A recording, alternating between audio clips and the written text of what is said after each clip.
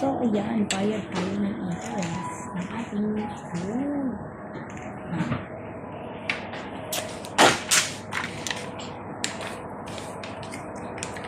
Thank you.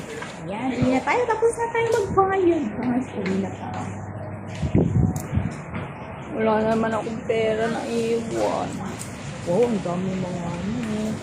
Oh, wow. Do you know yung set na yun ng gold bar?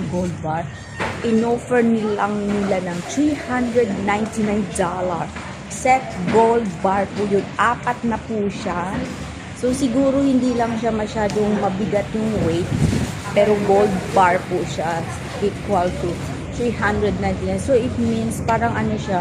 Kasi 4 na siya. Parang mahuhulog siya sa round of ng $100 isang gold bar.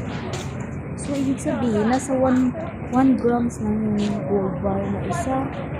Yung ganun. Pero hindi ko naman alam kasi makakapal eh. Tapos malaki. Tapos offer lang nila yan until the end. Parang end of the month or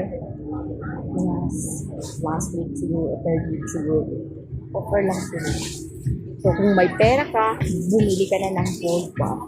Mas maganda collection yung gold bar, guys.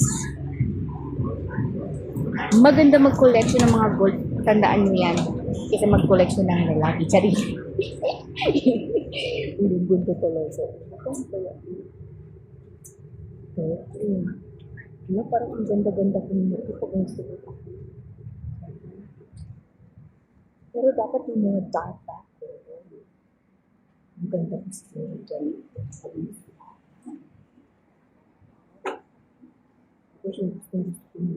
Ay, punta pa pala ako sa bangko. Hindi ko lang kalimutan. Ang ganda talaga. Grabe. Feeling ko talaga. Ay! Ayan, kita-kita yung kagig ko. Chaks! Kahipili. Dito pala ako nagpaibunot ng ipin, guys.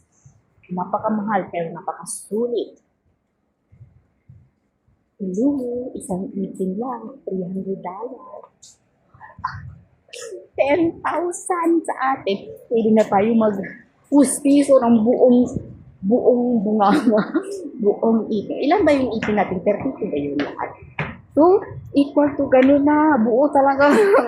Yun dito. Isa lang pinunot. Pero guys, hindi naman ako nang bayad. Sincere naman yun.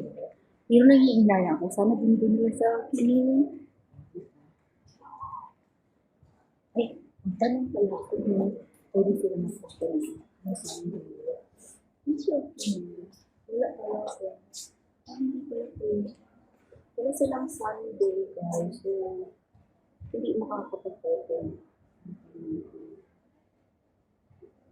Mag-open sa nakastan yun.